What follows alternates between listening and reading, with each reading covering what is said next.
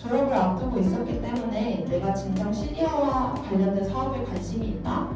그럼 나는 어떤 직무에 흥미가 있을까? 라는 고민을 많이 했던 것 같습니다.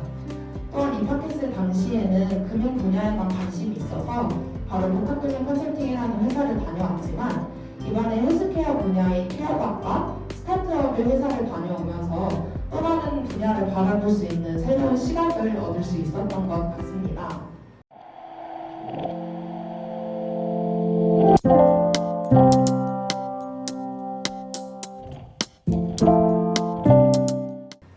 안녕하세요. 저는 이번 학기신문 체험 발표를 맡게 된 1학번 이인서라고 합니다.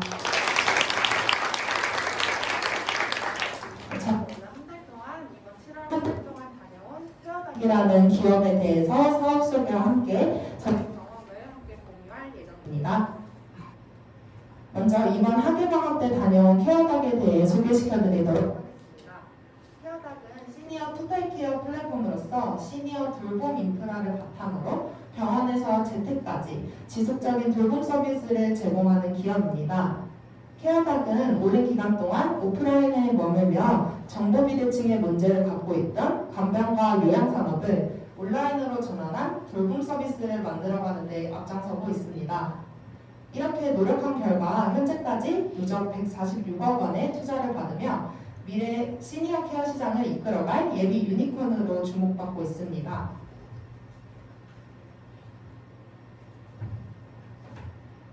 다음으로는 케어닥의 사업에 대해 설명해드리도록 하겠습니다. 케어닥의 가장 큰 사업은 고객에게는 좋은 돌봄을, 코디에게는 좋은 일자리를 제공하는 어르신 돌봄 서비스입니다. 케어닥은 업계 최초로 보호자와 종사자가 모두 사용하는 앱을 만들었고요. 이를 통해서 고객은 체계적으로 관리되는 간병인과 요양보호사의 프로필을 실시간으로 확인이 가능합니다. 또한 앱을 통해서는 요양시설을 바로 찾을 수 있고 이 또한 무료로 제공하고 있습니다. 두 번째 사업으로는 공동간병인데요. 공동간병이라는 한 명의 돌보미가 5명의 어르신들을 관리하는 서비스를 말합니다.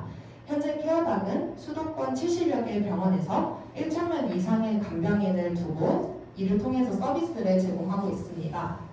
세 번째로는 제가 먹는 요양센터가 있는데요. 장기 요양 지원을 받기 위해 상담부터 컨설팅, 신청 지원, 그리고 돌봄을 제공하기까지 제도 전반에 걸친 서비스를 제공하는 제가 먹는 요양센터를 진행하고 있습니다. 마지막으로는 케어닥이 개발한 커리큘럼을 바탕으로 보다 전문적인 돌봄 인력을 양성하는 케어닥 교육원을 진행하고 있습니다. 요양보호사와 간병인 모두 양성을 하고 있고요. 수료 후에는 바로 경제활동이 가능하도록 지원을 하고 있습니다. 저는 한 달 동안 홈케어팀에서 이사벨이라는 닉네임을 가지고 직무체험을 진행을 했는데요. 홈케어팀은 주로 옆에 동그라미 속에 보이시는 방문재활과 생활돌봄 두 가지의 서비스를 담당하는 부서였습니다. 방문재활은 일단 치료사가 직접 집에 방문을 하고요. 함께 재활운동을 도와드리는 서비스라고 생각해 주시면 됩니다. 5년에서 10년 이상의 경력자를 가지신 재활 전문가가 직접 방문을 하고 함께 운동 목표를 설정하고 30분부터 최대 90분까지 운동을 진행을 합니다. 운동이 끝나면 당일 진행한 운동과 몸 상태를 카카오톡으로 바로 받아볼 수 있는 서비스까지 진행하고 있습니다. 오른쪽에 추천하는 대상자를 보시면 아시겠지만 대부분의 재활병원에서 이동이 힘드신 분들까지가 고객 대상이라고 생각해 주시면 됩니다. 다음 사업으로는 생활돌봄이 있는데요. 일단 생활돌봄이라고 하면 간단하게 케어코디가 대상자의 일상생활을 전반적으로 지원하는 서비스라고 생각하시면 됩니다. 직접 집에 방문하여 생활 청소와 세탁, 식사 준비, 투약관리, 그리고 가까운 거리는 함께 외출을 동행하고 말벗이 되어드리는 서비스입니다. 또한 월 1회는 전담 간호사가 직접 가정에 방문하여서 부모님의 건강 생활을 확인을 하고 케어 플랜을 설계해드리는 서비스까지 진행하고 있습니다.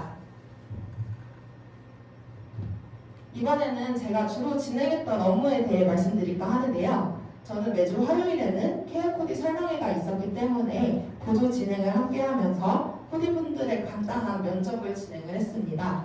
또한 아래 보이시는 4개의 자료는 제가 직무체험을 하는 기간 동안 만든 자료인데요. 케어닥은 스타트업이라는 회사의 특성상 다양한 사업에 도전하고 올바르지 않은 방향이면 빠르게 수정하고 대안을 찾는 방향성을 느낄 수 있었습니다. 그래서 아래 만든 자료들은 진행하고 있거나 새로 시작하는 사업들의 초안의 틀을 잡는 방향으로 제가 직접 진행을 했고요. 자료 제작과 함께 저는 설명회에 참석하셨던 인원들을 정리했고, 코로나 이후 케어 코디분들의 수요가 많이 줄어든 상태였기 때문에 직접 설명회에 참석을 유도할 수 있는 아웃바운드 콜을 진행을 했습니다. 바쁘심에도 불구하고 따뜻하게 챙겨주셔서 감사드린다는 편지와 함께 쿠키를 홈케어 팀원들에게 전달드리며 한 달 동안 직무 체험을 마무리할 수 있었습니다. 다음으로는 제가 작년에 다녀온 복합금융 컨설팅 회사에 대해 잠깐 소개할까 합니다. 복합금융 컨설팅은 하루가 다르게 빠르게 변화하는 경제 환경에 발맞추면서 한 고객의 미래를 같이 컨설팅하는 금융회사라고 생각해 주시면 됩니다. 현재 대한민국의 경제에 가장 큰 영향을 끼치고 있는 베이비부머 세대가 은퇴를 하였고 자신의 자산을 활용하여 노후를 이어가는 상황이 나타나고 있습니다.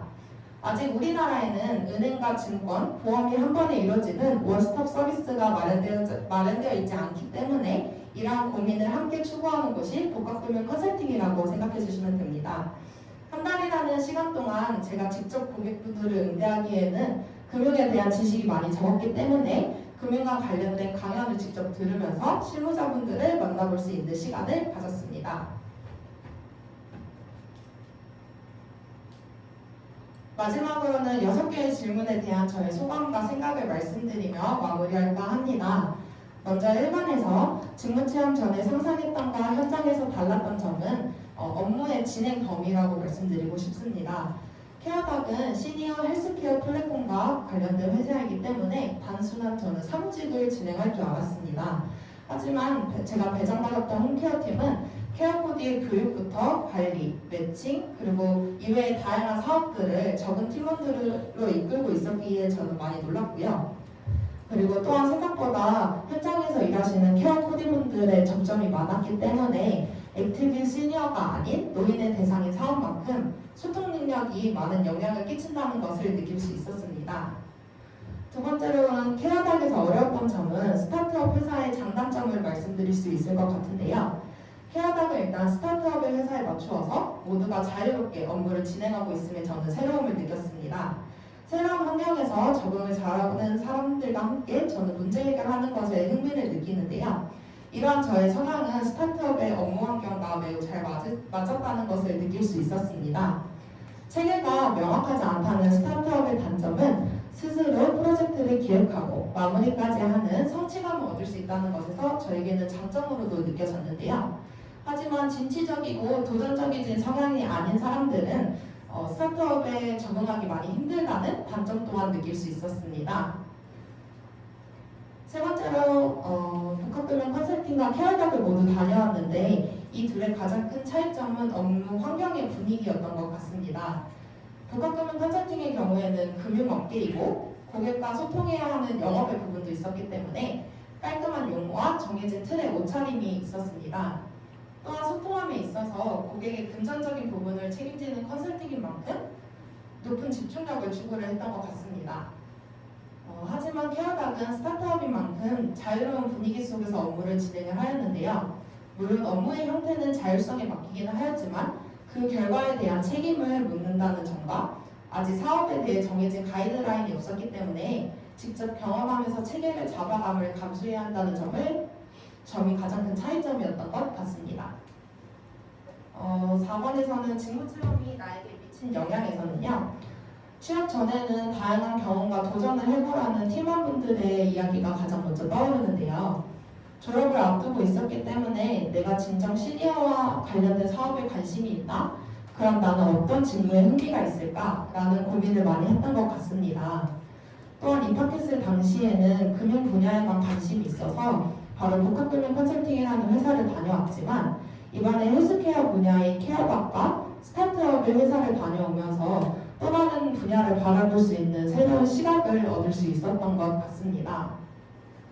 5번으로 직무체험에 도움이 되었던 교과목에는 크게 3가지가 있는데요. 전반적인 실버산업의 이해를 도왔던 실버산업 개론과 노년학 개론이 도움이 되었던 것 같습니다. 그리고 시니어의 이해를 도울 수 있었던 부분에서는 노후생활의 이해와 체험이라는 교과목도 실시간으로 제가 시니어분들의 이해를 할 수 있었던 데에서 많은 도움이 되었던 교과목이었습니다. 마지막으로 직무체험을 망설이는 후배들을 위한 저의 조언에서는요. 일단 직무체험에서는 대학에서 느끼지 못하는 새로운 사회에서 소중한 경험을 얻어가는 것이 가장 큰 장점이라고 저는 생각을 합니다. 또한 금융 분야에만 관심이 있었던 제가 직무체험을 통해서 다른 분야에도 관심이 생긴 것처럼 여러분에게도 새로운 관심이 생길 수 있는 계기가 될 거라고 저는 생각을 합니다. 저는 곧 졸업이기 때문에 졸업을 앞두고 있어서 추가할 기회가 없어서 많이 아쉬운데 이러한 기회들을 1학년 때부터 저는 도전하지 못했다는 거에 대해서 많이 아쉬워하고 있어요. 그래서 직무체험은 앞으로의 진로 방향성을 결정함에 있어서 많은 도움의 지표가 될 거고 고민하지 말고 적극적인 자세로 지원하셔서 지금보다 조금 더 성장할 수 있는 사람으로 나아가셨으면 좋을 것 같습니다. 이상 여기까지 저의 발표를 마치도록 하겠습니다. 감사합니다. 네, 안녕하세요. 반갑습니다. 실버산업학과 1학번 강세구입니다.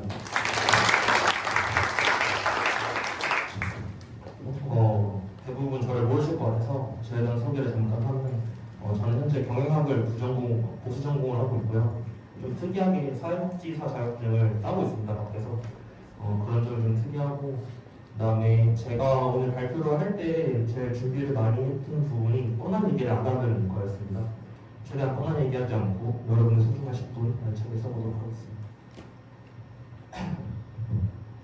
네, 지금 저는 휴돌이라는 기업에서 직무체험을 진행을 했는데요. 휴돌이라는 기업은 뭐 앞서서도 나왔고 수업 시간에서도 한두 번 정도는 들어보셨을 거라고 생각을 합니다. 네, 목차인데요. 실습 기업 소개한 다음에 제가 어떤 업무를 했는지, 그 다음에 제가 느낀 점은 어떤 점이 있는지 쭉 소개할 건데요. 좀 절차에 구애받지 않고 자유롭게 이야기를 해보도록 하겠습니다. 먼저 부모사는 휴돌에 어떤 제품을 제작하고 있고 어떤 제품을 판매하고 있는지 소개를 드릴 건데요. 제가 이거에 관해서 박연화 교수님께 여쭤봤는데 휴돌이를 이렇게 설명해달라고 하시더라고요. 우리나라 AI 반려 로봇의 선두주자라고 설명해달라고 하셨는데 저도 동의합니다. 현재 휴돌이와 비슷하게 AI 반려 로봇들이 많이 나오고 있습니다. KT에서는 다솜이라는 제품을 만들고 있고 정말 많은 제품들이 나오는데 그중에서 가장 먼저 만들어졌고 현재 앞서 나오고 있는 제품이다라고 보시면 될 것 같습니다. 주요 기능으로는 식사 시간 알림이나 약 복용 시간 알림, 그 다음에 보호자가 관리를 하기 편하게 만들어주는 여러 가지 기능들이 탑재되어 있고요. 휴돌이 패드 같은 경우에는 현재 판매 중인 제품이 아니고요, 개발 중인 제품이라고 보시면 됩니다. 그래서 현재 실증 사업 진행 중이고 이렇게 보시면 학습지가 있는데 이 학습지를 이제 온라인화해서 이 패드에 넣어가지고 이제 판매를 하고 있고 그 다음에 여기 키오스크 교육이라든지 아니면 챗봇을 통한 대화 아니면 여기 맞돌이라고 사회복지 전공하신 분들은 아실 수도 있는데 그 생활지도사 분들이 사용할 수 있는 여러 가지 콘텐츠들을 개발해서 넣고 판매하는 것을 목표로 하고 있습니다.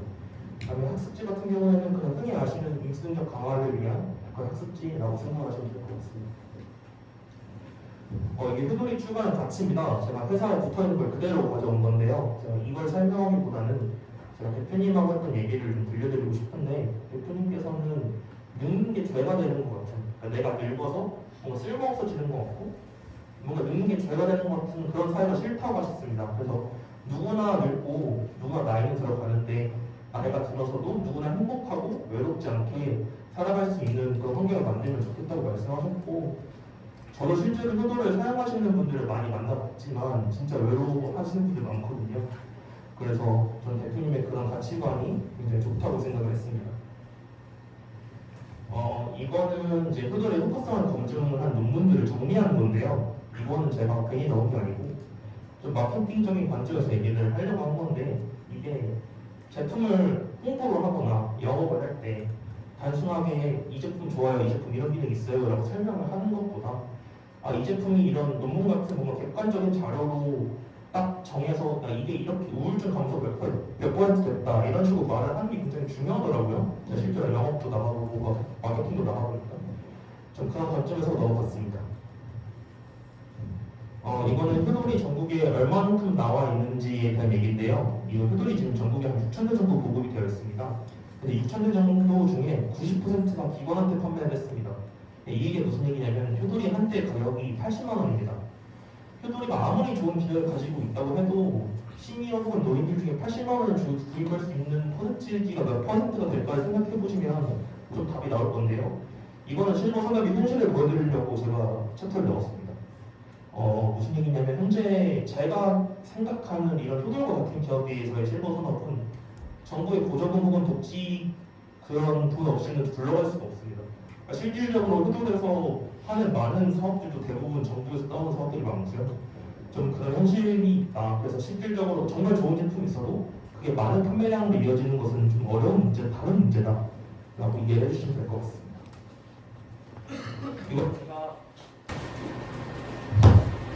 이건 제가 한 일들 정리한 건데, 제가 대부분 한 일들이 좀 아직 개발 중이거나 이런 제품들이어서 일부러 화면을 잘 안 보이게 넣어놨습니다. 그래서 보안의 문제로 요청을 해주신 거라서 양해해 주시면 될 것 같고요. 저는 세 가지 팀에서 일했습니다. 제가 7월 달에는 직무 체험을 일을 하고 8월 달에 인턴으로 연장해서 2달 일을 했는데 총 세 가지 팀에서 일을 했습니다. 첫 번째로 마케팅 팀에서는 뭐 홍보지 제작을 하거나 아니면 뭐 콘텐츠 개발되는 거 시나리오 작성을 해보든지 아니면 아까 말씀드렸듯이 뭐 정부 기관에서 하는 그런 것들에 대해서 좀 공모전이라고 이해하시면 되는데 그런 거 지원을 되게 많이 합니다. 중소기업들은 그런 지원을 하는 거에 있어서 홍보 기획안을 작성해보다든지 아니면 지금 효돌에서도 좀 전시회 같은 것도 굉장히 많이 나가는데 전시회 관련된 일정을 조율하고 정리하고 이런 일을 했습니다.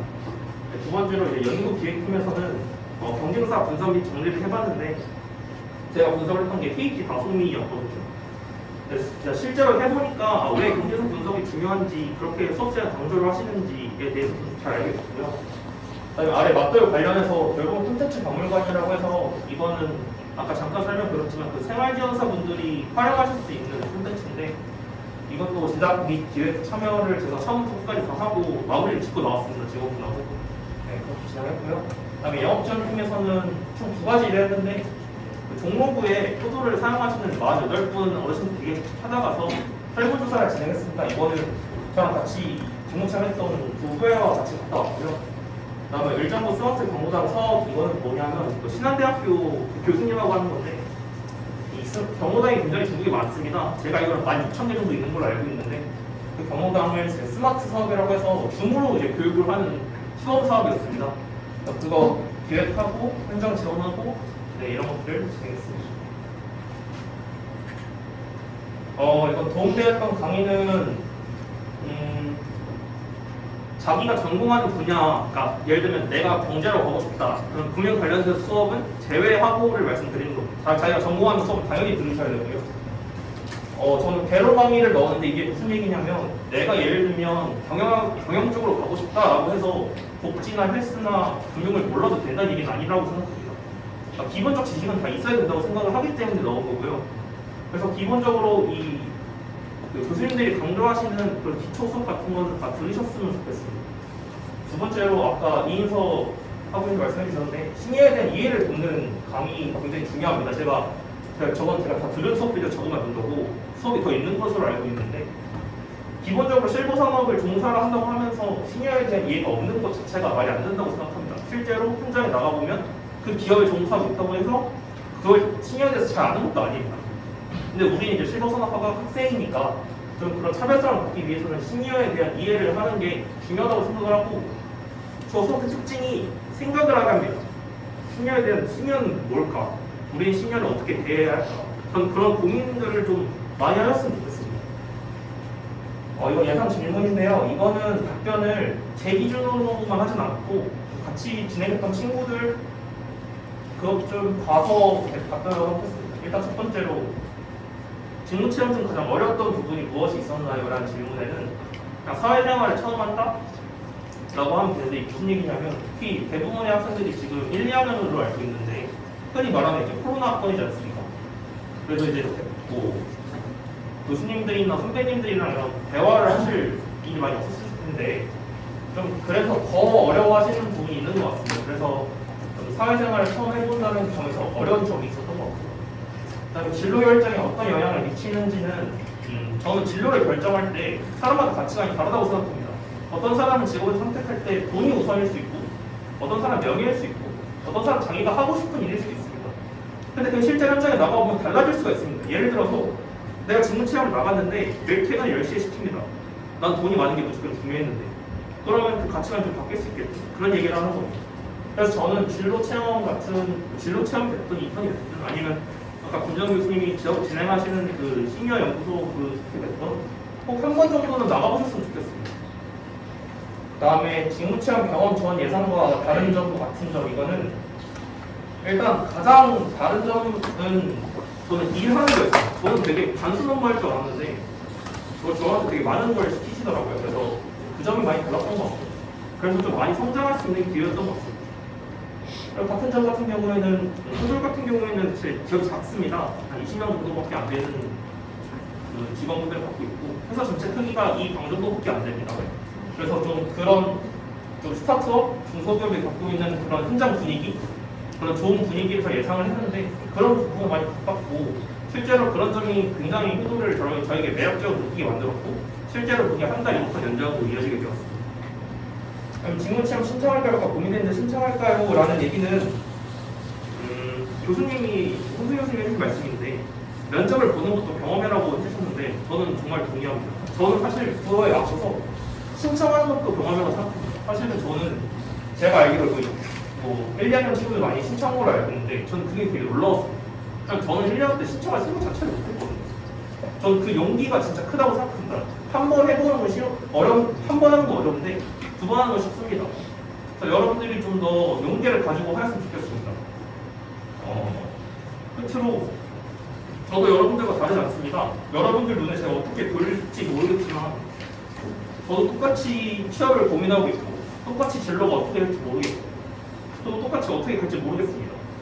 근데 그런 입장에서 저는 지원을 했고, 여름방학 때 2달 동안 좋은 경험을 했는데 저와 여러분들이랑 다르지 않을 거라고 생각합니다. 그래서 제가 오늘 얘기를 한 거를 선배가 나와서 이렇게 얘기를 했다고 생각하지 말고, 그냥 똑같은 고민을 하는 사람 입장에서 저 사람이 저렇게 해봤구나, 나도 저렇게 한번 도전해봐야겠다, 이렇게 생각을 해줬으면 좋겠고, 끝으로 대학생 이제 되면 수업하셔서 다들 학교 나오실 텐데 저는 대학에서 해볼 수 있는 거 다 해봤거든요. 그래서 후회가 없습니다. 여러분들도 그런 대학생활 잘 즐기셨으면 좋겠습니다.